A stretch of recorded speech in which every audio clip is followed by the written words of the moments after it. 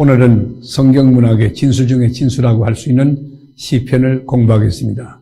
시편을 여러분 읽고 묵상해 보면 영감을 받은 기자의 깊이 있는 신앙 영적 세계 또 체험을 잘 알 수 있습니다. 지금부터 약 2500년 전에 신앙의 선조들의 멋진 믿음, 깊이와 중량과 넓이의 세계를 볼 수가 있습니다. 옛날의 신앙 선조들이 하나님을 어떻게 체험했고 하나님과 어떤 관계를 맺고 있고 어떤 태도로 믿음 생활을 했는가를 찬양을 통해서, 간구를 통해서, 감사를 통해서, 비탄을 통해서, 예언을 통해서, 교훈을 통해서 잘 보여주고 있습니다.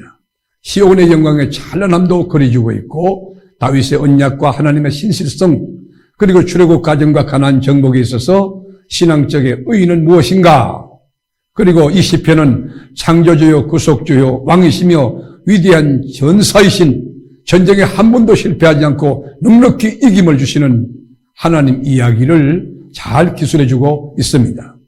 이 책의 제목이 세페르 테일림입니다. 찬양의 책이라는 거죠. 테일림, 그 찬양이라고 되어 있는 이 테일림은 히브리어 그 찬양하라는 뜻인데 할렐루야와 같은 어근에서 나온 말이라고 합니다.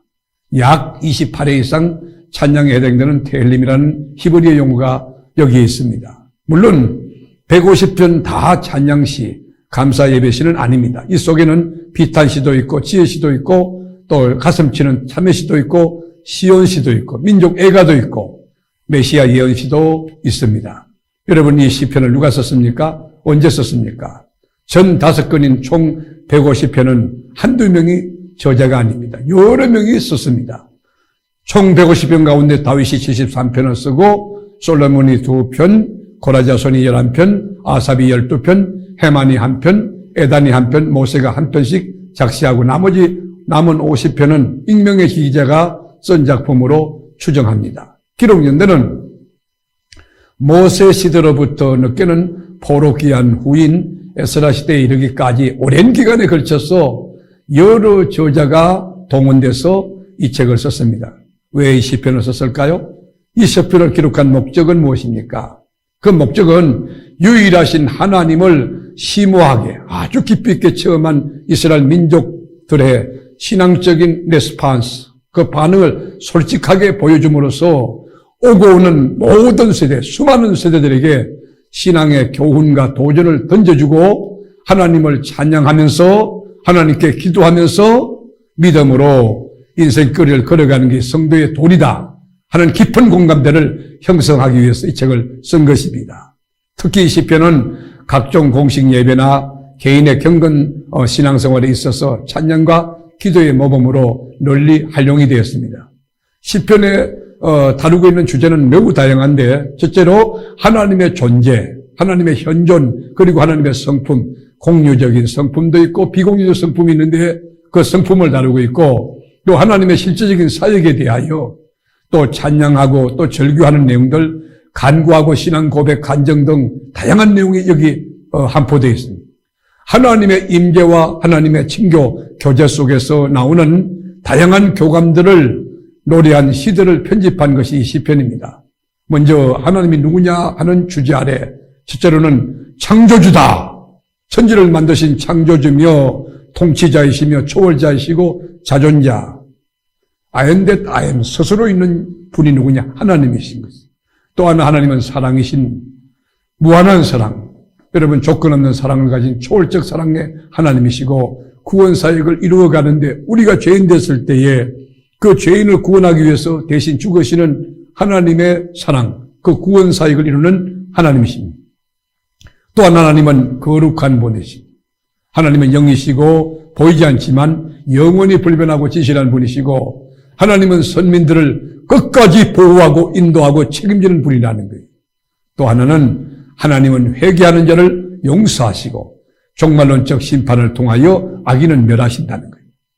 그리고 의인은 구원하신 분이시고 절대적인 공의를 최종적이고 항구적으로 실현하는 분이 누구냐? 하나님이시라는 거예요. 그러니까 하나님 앞에서 의롭게 산다는 것, 정직하게 산다는 것, 공의롭게 산다는 것, 그것이 뭐냐? 진정한 승리고 하나님께서 친히 간섭하고 보호하고 축복하는 그 역사가 일어난다는 것이죠. 이 시편에 나타난 예표적인 그리스도, 읽어보면 수세기 이후에 다윗의 자손으로 이 땅에 오실 기름 부음을 받은 자, 곧 메시아의 삶과 사역에 대하여 직간접적으로 아주 구체적인 예언을 예표적으로 잘 소개하고 있습니다. 이 시편의 핵심 단어는 경배와 찬양이라고 정의할 수 있어요. 시편 19편 14절, 또 145편 21절 한번 찾아보시죠. 이 시편의 특징은 몇 가지 있는데, 먼저는 신구약 66권 가운데 가장 많은 저자가 등장하고 있다는 것입니다. 한두 명이 아니죠. 여러 명의 저자가 여기 소개되고 등장하고 있다. 또 하나는 구약의 제사나 신약 시대 예배에서 가장 많이 사용된 책이 어느 책이냐? 이 시편이에요. 구약 선민의 신앙의 진수를 적나라하게 아주 제시해준 많은 교훈과 도전을 주고 있는 책이 이 시편입니다. AD 2세기 이후에 유대 해당이나 초대교회 예배의 의식용으로 이 시편이 절대적인 영향을 끼쳤습니다. 또한 이 시편 속에는 성경에서 가장 긴 장인 시편 119편이에요. 아마 119편은 176절인가요? 그렇게 되어 있죠. 그리고 가장 짧은 장 117편이에요. 2절이지, 2절요. 우리가 성경 읽을 때 왜 이렇게 끝도 없이 기냐? 왜 116절까지 되느냐? 그러나 117편에서 우리 위로받을 수 있지 않습니까? 2절밖에 안 되니까. 그뿐 아니에요. 시편서는 예언서가 아니면서도 구약 중에 이사야서와 함께 메시아인 예수 그리스도에 대해서 가장 많은 예언을 하고 있는 책이 시편입니다. 시편은 구약의 그 어떤 책보다도 신약에서 가장 많이 인용되고 있습니다. 예수님이 직간접으로 시편을 가장 많이 인용하셨거든요. 유년 시절 성전에서 문답할 때에 여러분 누가복음 2장 49절은 시편 26편 8절, 27편 4절을 인용한 그 내용입니다.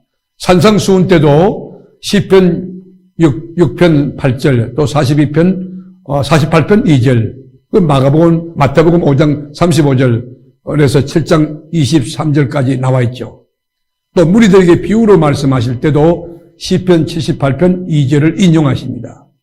마태복음 13장 35절에 보면 그 근거가 있습니다. 또 성전을 청결하게 하실 때도 시편 8편 2절, 마태복음 21장 16절에 기록되어 있고 마지막 주간에 제사장들과 논쟁을 할 때도 시편 118편 22절을 인용하십니다. 또 예루살렘에 가서 오실 때도 시편 91편 4절을 인용하시고 마태복음 23장 37절에 나와 있죠. 유대인들에게 자기 동족의 고초를 당할 때도 시편 82편 6절을 인용하고 요한복음 10장 34절에 그 근거가 기록되어 있습니다. 최후 6월절 때도 만찬시에 시편 136편을 인용합니다. 마태복음 26장 30절에 그 근거가 기록되어 있고 십자가상에서 마지막 최후로 죽을 때도 시편 22편 1절 엘리리 라마 사박다니 어찌 나를 버리십니까 하는 절규 있죠.